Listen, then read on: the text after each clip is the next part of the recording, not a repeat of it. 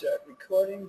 What's going on, guys? Welcome to our, I believe this is our second installment of a Sang Lucci presentation for you guys. Today we are going to go over tape reading, and in some specifics, the Citigroup trade.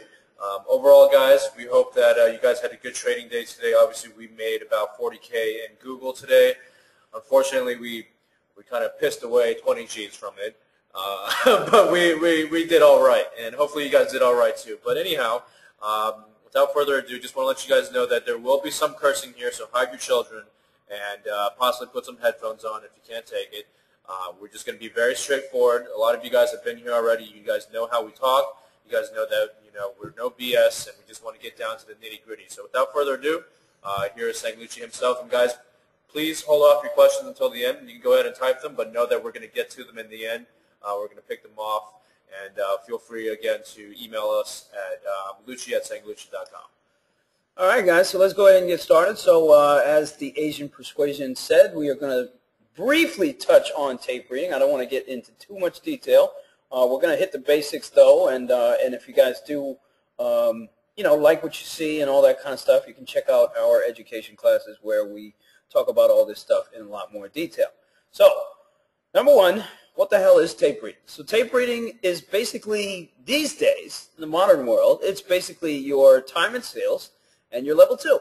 All right? Now, most of you guys actually probably don't even look at these two things. What you guys look at is you guys look at your charts. All right? But all the data for these charts comes straight from here. Okay? The market is an auction process. That means everybody is bidding and offering where they want to buy and sell a particular stock. And it happens in whatever issue that you're looking at.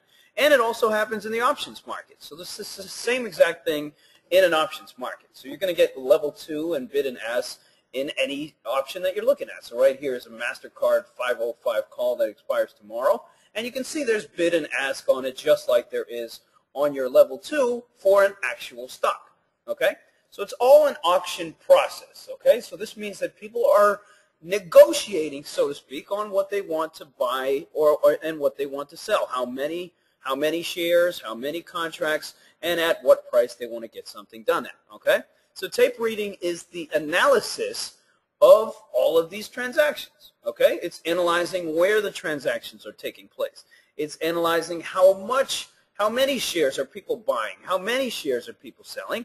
It's analyzing the frequency with which all of these transactions hit the tape, and it's basically analyzing price action, okay? And now recently a lot of people are starting to come back to price action after, people have been noticing that the technical analysis and all these indicators, they're not working as well as they were 10 years ago, before the computers took over the market and before the high-frequency trading took over the market, okay? And now one of the reasons why tape reading just got pushed aside was that it was easier to build out, these technical indicators to explain what was going on this tape, right? So people didn't want to sit here and just read this shit over and over for seconds and hours every single day. So, you create these indicators to try to make sense of what's going on here. And again, these chart patterns and all that kind of stuff. That's where technical analysis was born, and that's how people use it. But now, with the computers, and this was after 2007, so 2007, I don't know if you guys have been trading that long, but there was an uptick rule, and there weren't. What happened is that the NYSE and the Nasdaq just went hybrid. So they started bringing in the computers to do all the market making, and they made it completely a hybrid market, which bred all the HFT. All right, and now with the HFT, a lot of the stuff that you see on your level 2 can be fake, right? So all these order books that we used to have. And before we went hybrid in 2007, there was a NASDAQ order book, there was a NYSE open book, there was your level 2. There were so many different books that were providing quotes for particular exchanges. And then once we went computerized, everything just got pushed together into one same system. And people started getting pissed off because none of the stuff that they looked at on their level 2 was actually real. Okay? So now what do I mean when I say that? I mean, let's take a MasterCard, right? Let's say all of a sudden a big bid steps up, or a big bid shows up at 510.60, right? And it's quoting for maybe 20,000 shares, which is a lot for MasterCard, considering, you know, she doesn't really trade that much. So all of a sudden, a 20,000 share bid comes in on MasterCard, and then you'll see it disappear, right? You'll see it disappear in minutes, maybe even seconds. And then all of a sudden, it comes back, right? And that's all called quote stuffing, all right? Now, quote stuffing started to go crazy after 2007. And obviously, it's a practice now that is frowned upon, and regulators are trying to take a deeper look at it. But for a while, you could easily, if you had the potential and you had the capital, you could easily push around a stock like MasterCard, Apple, or any of these names in the pre-markets, much more so than when the actual cash markets were open. But you could push around a stock, and you could build sentiment because of shit that you put on the bid or ask, right? So again, that's kind of an advanced concept. If you know, this is something that interests you and you want more information on, this is stuff that we talk about in our classes. Now, to go back to basic tape reading, what is it? It is all about bid and ask. That's all we care about. Tape readers only care about bid and ask. What is going on with bid and ask? How is it moving? Is it moving, you know, or is it moving stronger on the bid side? Is it stacked more on the bid side? Is it stacked more on the offer side? Does it look like there's more sellers? What is the broad market doing? Tape readers only care about bid and ask. Okay. So number one, what the hell is bid and ask? Bid is where people are lining up to buy a stock. Okay, and this is what I always tell my my students is that picture 1 million people sitting at their computers, right? Just like you guys are trading every single day. And let's take a big stock. Let's take a stock like Apple, right? So you got 1 million people sitting around at their computers all day, and what are they doing? They're just throwing out orders of where they want to buy and sell a particular stock. Now all of these are limit orders, okay? So let's just take people in this classroom here, and let's say Daniel Vela right here. This guy is he wants to buy 400 shares at 542. Okay, so that's his order, right? That order does not get filled. He is not long those shares until somebody sells him those shares. Okay, so now when you go back on your time and sales, when you look at all these transactions, there is a buyer and a seller for every single transaction. Okay, it gets kind of confusing for some people because they want to know, well, okay, if I see this transaction going on for 100 shares at 723.71, is that somebody buying the stock or is that somebody selling the stock? And the answer is it's both. It's always both. Okay? So your job as a tape reader is not to know whether somebody is buying or selling. We don't care about that. We want to know, where is the print going off? Is the print going off on the offer? Is it going off on the bid? Where's the next print? Where's the print after that? Does it look like people are trying to get out of the stock by selling it, pushing it down, and selling it at lower prices? We want to analyze a little bit further than is this guy a buyer and a seller. We don't care about that. Again, we are trying to analyze the action as it continues. Okay, so back to bid and ask. Again, we'll go back to this Apple. You know, you take everybody in this webinar. Russell, Chris Files, Greg, let's say these are all their orders, right? So Russell wants to buy 100 shares at 541.90. Greg wants to buy 20 shares at 541.80. And notice there's a lot of different routes too. Now, depending on your level 2, your level 2s are going to look different than mine. You know, this right here is Fidelity. And by the way, we do want to mention that we use Fidelity just for teaching purposes. And what we really use as a platform to trade off of is a platform called Rocks. It's more of a proprietary platform, and again, we can give you more information on that as well. So to go back to our tape, and let's pull it up with the Fidelity level 2.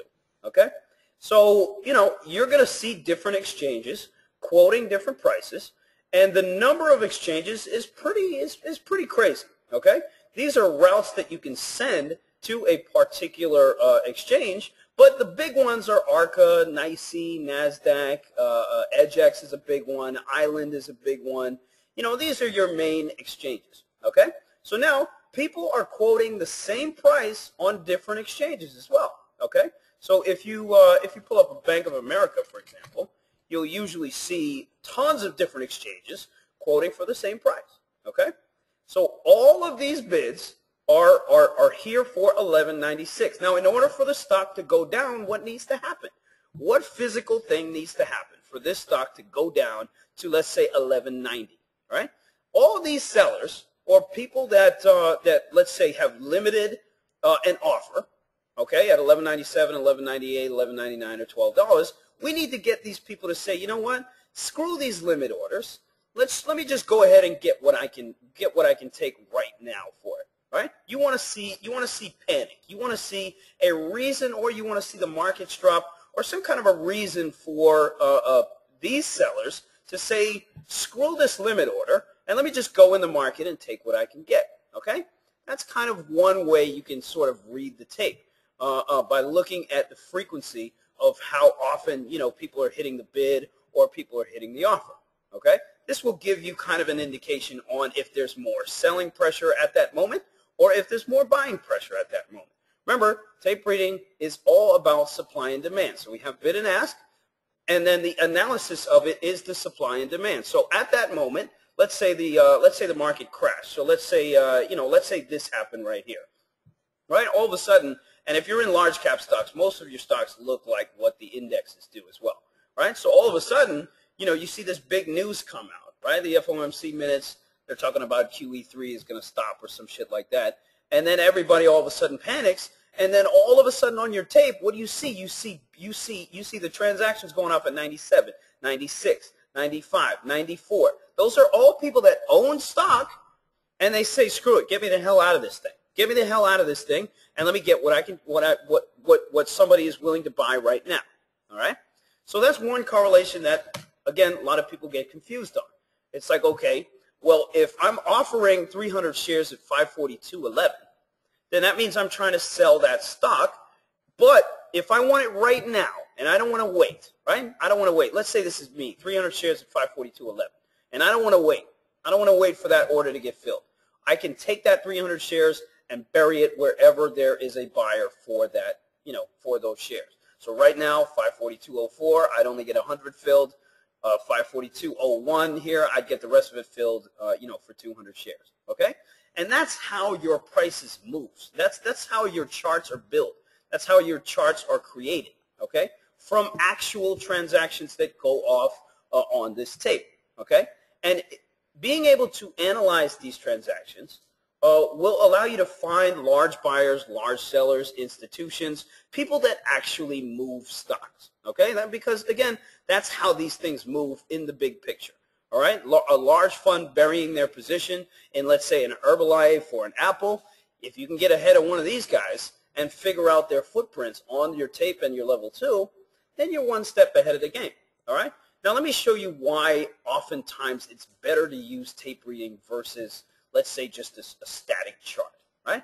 And I'll show you this price line example. This was actually a trade that I made like 70 grand on, and I should have made literally over $1 million. And I'm going to show you this thing. This took place a couple of, was it 2010? 2011 it might have been. Early 2011 it might have been. So stock is just up and down like crazy. And all of a sudden just consolidates in this big, this big area. So you're used to seeing all of this up and down 100-point kind of thing. And then all of a sudden, it just goes into this big, tight range, right? So here's a good example of where tape reading benefits you guys versus chart readers and the technical guys. And the reason why is that now with the HFT is that consolidation areas are big game for HFT. And the reason why is that they can push these stocks to the extremities of these ranges they create, and then they can get us to they can get us to buy in early, right? So what do we all end up doing? We're all looking for breakouts and breakdowns, right? So we take this range and we end up buying here. We end up buying here. We end up buying here. We end up buying here. We end up buying here. And then by the time this move is about to happen, there's always one giant washout to get everybody out of the long side trade. And they burn all the stops before they actually make the actual move happen. Okay.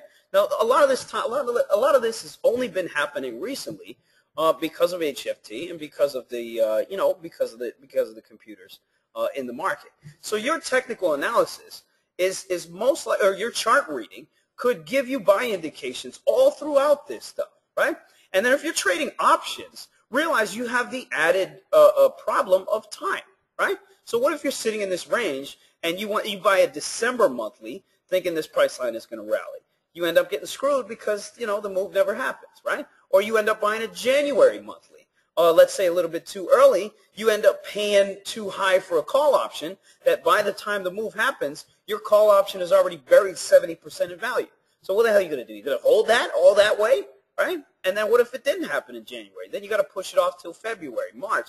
Options is all about timing. Same thing with regular breakouts or breakdowns. Everything is about timing. And so notice how often they push it to the extremities of the range. You know, down here, let's say at 470, you want to short this thing. So people are shorting here. People are shorting here. People are shorting here, and the last bunch of suckers are shorting here, and everybody's burying their long trades right here. And then, bam, all of a sudden you get 20, 30, 40-point rally out of nowhere, right? So tape reading can help you analyze some of the tactics that market manipulators are able to use, HFT, computer programs, large hedge funds are able to use to shake most of the retail guys out of the trade before it actually happens, all right?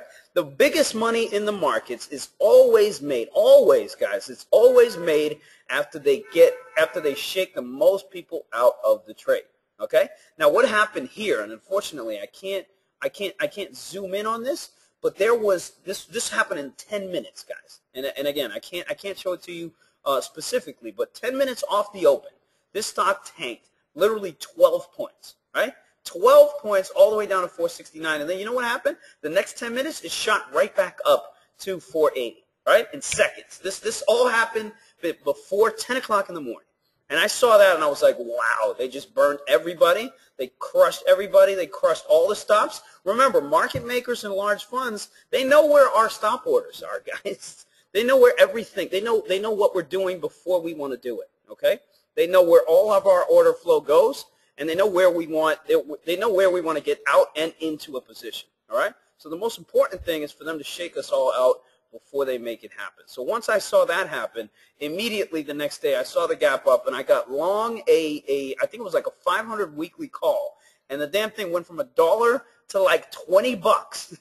20 bucks. I had 50 G's in the damn thing. I sold it at like I had 20 G's in it. And I sold it from 5 all the way to 8. And then the next day, I saw the damn thing at 20, 25 freaking dollars. We had like 5 contracts left over that we let up the next day. And then look at this rally to the heavens after, okay? And then you'll notice in all of these consolidation periods, all right? All the HFT is trying to do is just game the shit out of you during these consolidation periods, right? And your technical analysis is going to tell you, oh, you know, something's overbought or something's oversold or MACDs is crossing and blah, blah, blah, all that kind of stuff. But at the end of the day, the timing of the trade is going to get difficult. It's going to get very difficult depending on your time frames, okay? So, again, tape reading is most useful, okay? Most useful for the scalp traders and the day traders. But in situations like this, it is very, very useful for the swing trader to avoid paying too high for call premiums that maybe they don't want to sit in, you know, for that long of a time, okay?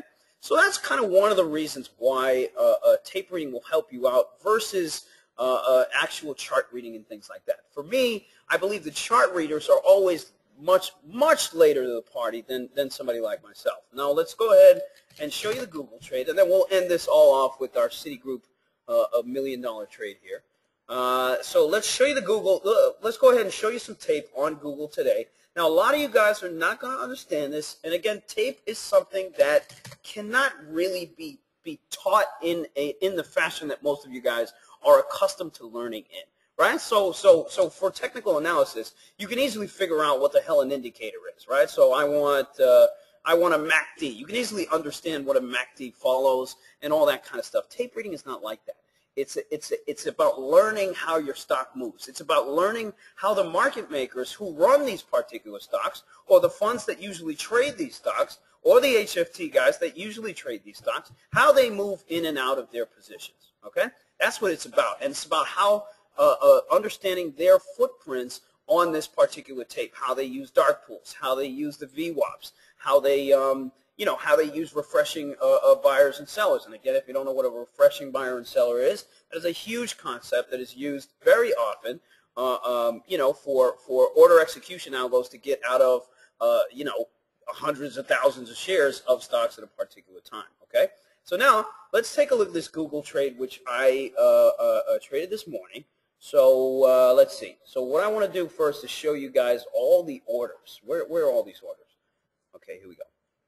Okay, so this is me off the open buying a call. This is the 7:30 call option on Google. All right, so this is me buying a shit ton of it, all up towards, looks like 170, 160, and then this is us getting out at $3 and change, selling the rest at $4.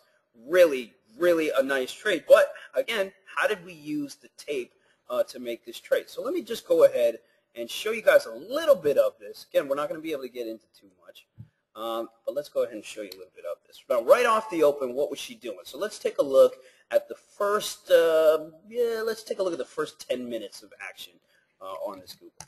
Okay. So let me give you guys a little teaser here before we talk some good stuff here.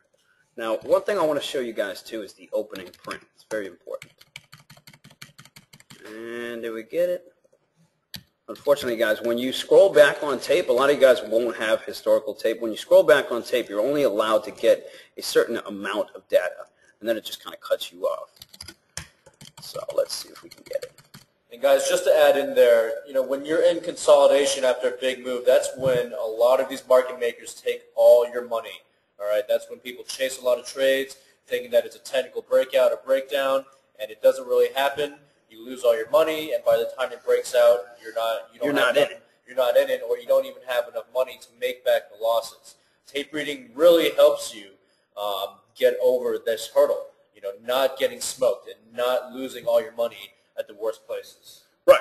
All right. So let's go through this tape real quick. We're just going to go through the first 10 minutes. I'm going to just go ahead and give you what I see going on and kind of what I'm watching for. So notice right off the bat, I will always make some feeler trades. So notice right off the bat, I always just buy a little bit just to get me in this thing, just to get me tied into this thing so that I'm actually looking at it. It always pays off for me more if I'm actually in something versus if I'm just sitting there watching it. So I always need to have money on the line for me to actually give a shit about the position. Now, again, that's just a mental thing for me.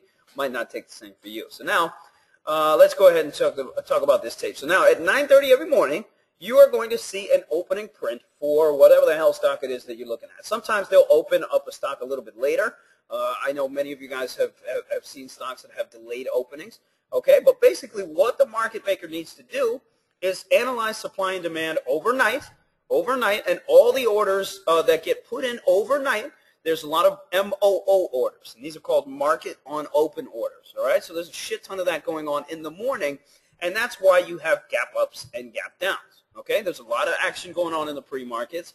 The broad indexes are obviously going crazy, obviously because of news and things like that. So they need to adjust the opening price to reflect supply and demand from the overnight. Now, personally, I think it's another manipulative tool, and the program supposedly that they have calculating what the equilibrium price is bullshit. But again, it's not something that I can prove. Actually, it is something that happens because Jim Cramer back in the day even said that he can actually manipulate a stock early in the morning just with a few $1 million and have it open up a different price. Just think about how that works on if you're an options trader holding something overnight. This could mean life or death for you. Exactly. Yeah. And that video actually went viral, and then everybody kind of forgot about it. But basically, just to sum up what Pete was saying was that in the pre-markets, everything is so illiquid. It's very easy to move a stock up and down. So if they want to put in a bullish sentiment on a particular stock, they can rip an Apple 3 or 4 points with very minimal capital. And what does that do to all of us? We come in and like, holy shit, Apple's up 4 or 5 points. Let's go ahead and take it long today. And meanwhile, it's completely the opposite, and they just tank it up. So there's a lot of things that, again, large funds and institutions can do that you and I, we have no access to be able to do that. All right. So now, right off the open, the first couple seconds for any of your stocks, it's going to be pretty wild. And if you can notice the spread, this is like a 0.40 spread on Google, which is kind of crazy. Now, if you're in a thick stock, like let's say a Bank of America, notice your spread is only going to be 1 cent, right? Your spread is only going to be 1 cent. So depending on what stock you're trading, spreads are very important to understand, depending on what stock you're trading, and for you to understand how your tape moves throughout the day. Okay? So basically, what am I looking for here? I'm looking for a 725 break. I'm also watching, how often the downticks are coming, how often the upticks are coming. I'm looking for big offers or big bids. For Google, you're looking for at least a little bit more than 2,000, probably like a 4,000 share bid or offer. That is something sizable. And then the most important thing that I'm looking at is where are the ticks going, okay? And what do I mean when I say that? I mean, where are the transactions going off, okay? Are they going off on the bid or are they going off on the offer? And then, are they doing it consecutively, okay? So if, for example, Google all of a sudden and I'm going to show you this candle right here so you guys really see what it looks like. This is at 9:51. So let me show you what this looks like, what a tape that nobody really knows is going on, and then what a tape like this looks like, okay? So right now, as you can see, you got downticks and upticks all over the freaking place. I don't know what's going on here, and nor do I have any conviction whatsoever in a possible long trade. All I'm looking for it to do is show me that it's holding up a certain level, and the market might be a little bit strong, and then it's going to start to break a 725 and really start to move. If I see indications of that, then I start launching out buy orders uncontrollably because I want everything I can get my hands on. And you can see I started to do this at around 9:35, okay? So let's keep going here. So now it looks like there's kind of like a ceiling here for the first 5 minutes of like 724. Doesn't look like it's getting through. This is the Apple chart? Oh, whoops. Okay, so we'll look at that. We'll look at that right there. Okay, so basically now what I'm looking for is a move over, let's say 724, and for it to really kind of spike up. And I think as soon as I got that, I started to buy quite a decent amount. Okay. So 935 here, things sitting under 724. Again, I am looking for ticks to come off on the offer, and then I'm also looking for these bids to start stepping up, okay? You want to see aggressive buyers if you're going to be long an option or long the damn stock too. So you want to see people saying, screw my limit order at 22, buy me in the market, buy me whatever I can get right now, okay? That's what you want to see. That's what you want to feel. And you want to see these ticks, you want to see the volume start to increase just by looking at how frequent these ticks are starting to happen, okay? So now notice we got 724. Now what I want to see is that I want to see prints through 724, and I want to see all these buyers saying, hey, I want the stock higher. I'm bidding this thing up. I want the damn stock higher, right? So that's what you want to see. Now all of a sudden, look at these slew of downticks right here. This is a market order, okay? You're going to see this quite often. Now market orders are basically somebody saying, okay, let me take, what is this, 1,000 shares? This might be 1,000, 2,000. Let's say this is 2,000 shares, and let me just sell it in the market, right? And look what he did by himself. From 724 all the way down to 723.20. Blasted the stock with maybe 2,000 shares. That's how easy it is to move a stock like Google with only 2,000 shares, right? All right, so now, do I have anything? No, I still got nothing. I still got absolutely nothing. And notice, I was buying a little bit prematurely right here with this 25 and then all this kind of stuff. I still have nothing, but by this time I had about 100 contracts at a cost of like $1.15 and change. All right? So now, again, I'm still waiting. I'm still waiting for my 724 to happen. But even though it printed down to 722, look at how quickly it just kind of jet right back up. Right? And then bids just started popping right up to 45, and then all of a sudden you're getting 99 prints and 724. Okay. So now I know I got a buyer. I know I got buyers here. But this thing just has to kind of manifest itself, all right? So let's keep going here. All right, so 938, again, we're sitting under 724. We got a 1,000 share bid here at 72. Look at all these upticks here. This is a nice market order and shoots through 24. Plus a 1,000 share bid, too. Plus a 1,000 share bid, right, which I already said, and you're just late. And now look at how quickly this happens, right? Now all of a sudden you're getting 40 prints. So now I have my 724 break, and I'm like, holy shit, let me buy some more. And now look at me. This is me assaulting my option. I just bought another, what, 25, 50, that's another 100. That's what 150 contracts right there in those seconds, okay? So all I'm doing is saying, holy shit, I got what I needed, my 724 break, and now I just need her to hold a 724, okay? Now let's go ahead and see if she does that. Now look at all these sweeps.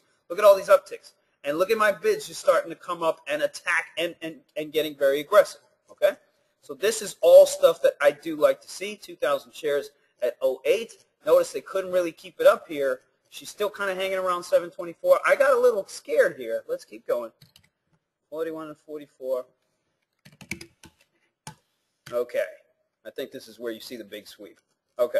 So this is 41. Again, she's still over 724. Drops a little bit. You know, even though she's printing below 724, I still have these buyers that are just coming right back. You see these sweep ups. And then all of a sudden, boom, look at this sweep. And, you know, you got 3,000 shares here at 725. Let's see what they do with that. And then, boom, look at all this print. All right? So I see that. I know I got my buyer. I know I got my buyer, and chances are this thing is going to make its move to, you know, I thought like 730, maybe 730 and change. I even thought 735 at one point. All right? So at this time, I have all my contracts that I need. At this time, I had about 200 contracts, and I think I actually bought a little bit more.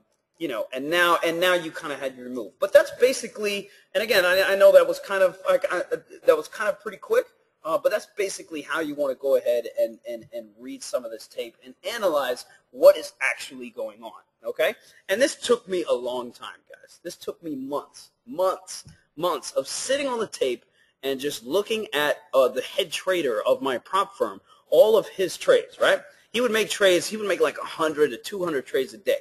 And they would be on all stocks like you know, $40 stocks like A&R and friggin' whatever, all these retail junk. I think back in the day we used to trade all these home builders too. So he would just make all these scalp trades, and all I would do is I'd go back in the history, I'd see where he got in, I'd see where he got out, and I'd try to ask, okay, well, why? Okay, what did he see? What was the market doing at that time? You know, did he see a seller all of a sudden hold a price range down? So, for example, on this Google, she made her initial pop, and then notice how she kind of stalls out. All right? She kind of stalls out and then makes another move. Okay? That's the natural progression of how all these stocks move. They're not just going to spike up 10, 12 points like that. Okay? They move a little bit, consolidate. They move a little bit, consolidate. Your ability to read the tape during the consolidation will allow you to understand if there's going to be a second leg, if there's going to be a third leg, if there's going to be a fourth leg, if there's going to be a fifth leg. Your ability to analyze this tape well can help you make better decisions on your exits, on your entries. We got out of most of our position right here, because she made new highs on a sweep up to 732 and then immediately tanked 3 points right after. That shit is weird. That shit was very weird. And that obviously was the top. That happened to be the top. Despite the fact that the markets were still strong, this thing just kind of trickled lower and just kind of gave up, right? And then obviously, you know, it had some news on it and all that kind of stuff, but that was the end of the story. Now, my option went to 450 right here, and then guess what it closed? It closed at friggin', I don't know, $2, $1.50.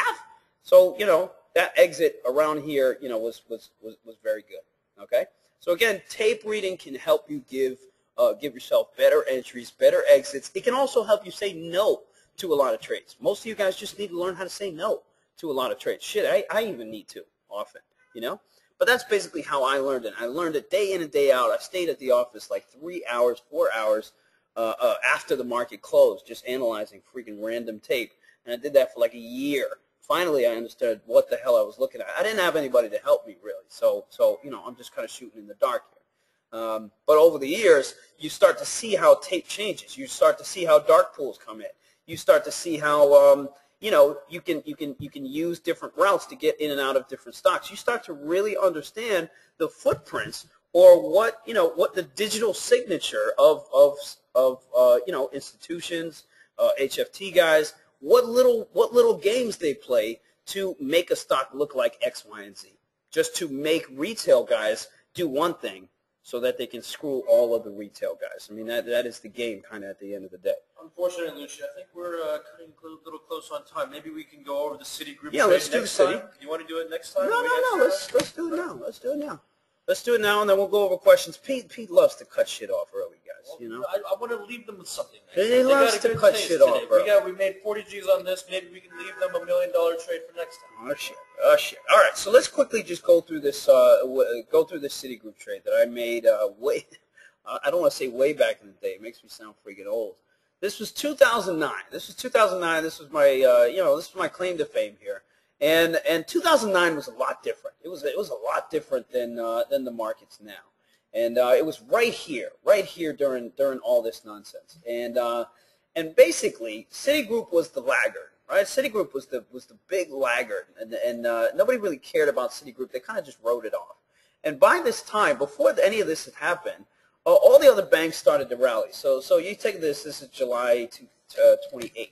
So if we go back to Goldman Sachs on July 28th, yeah. So notice this thing was kind of on an uptrend way before Citigroup even got out of its own way, right? So this thing was already kind of firing on all cylinders. This Bank of America had already started moving. Let's go ahead and zoom in on this.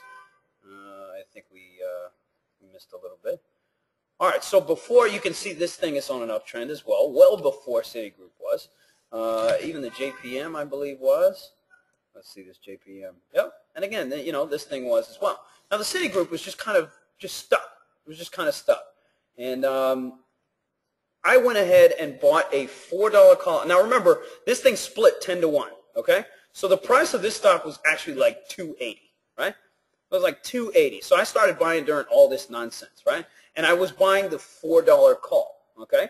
And I was buying the $4 call for, I believe it was August. Yeah, so it was an August $4 call. Now remember, at this time, there was no weeklies, guys. There was no weeklies. The markets moved a lot differently than they do now.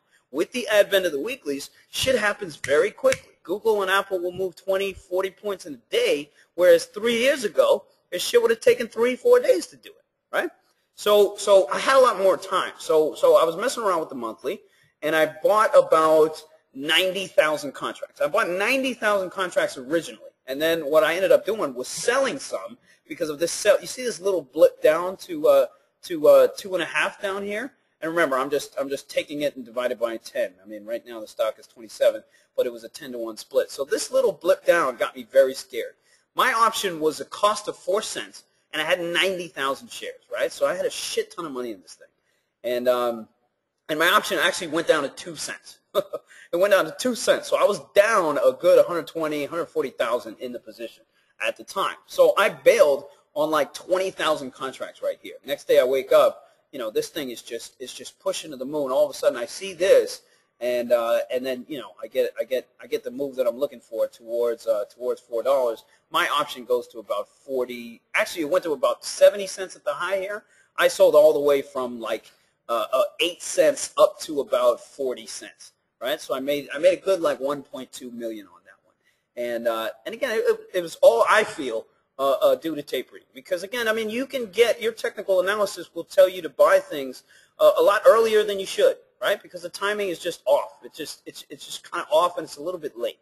And that wasn't good enough for me. And again, I mean, I started out as a tape reader.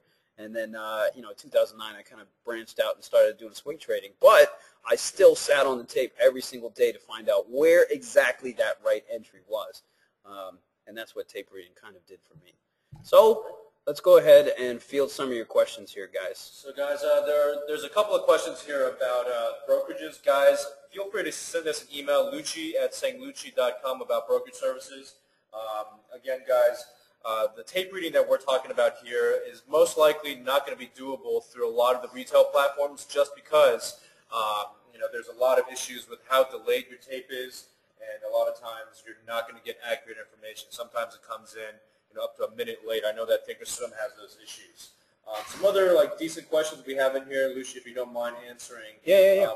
What happens? What about the trades in between the bid and ask, the dark pool ones? Okay. This is something we go over in class, guys, but we're going to go ahead and tell you about it. So the dark pool trades are going to come in as decimals. All right. So you're going to get them as decimals. So let's go back to that quick tape that we showed here. You see these things?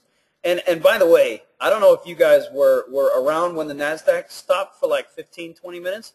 A lot of dark pool shit was going on way before that. All right. Now, when you have stocks that have a large spread, oftentimes you will see dark pool prints that come in like a penny or a fraction of a penny below a bid or a little bit above a bid or below an ask. So you notice this, 726.36.99, okay? This is somebody buying 100 shares on a dark pool, and what does he not want to do? He doesn't want to move the ebb and flow of the stock, okay? Because you start fucking around with a bid and ask, then you start messing around with the market makers, then the sentiment builds, other retail traders start adding on to your whatever you're doing, and then it just kind of is a cascade effect, okay? So whenever you see 4 decimals, those are your dark pools. But how do you react to them? They want to know, like, if it's not moving the market, how do we react to this? Right. And again, I mean, that's something that you need to build over time. You need to be able to understand, like, okay, is there a lot of size going off on it, and is it coming back frequently? So, for example, if, let's say, a large institution is buying or selling a shit ton of shares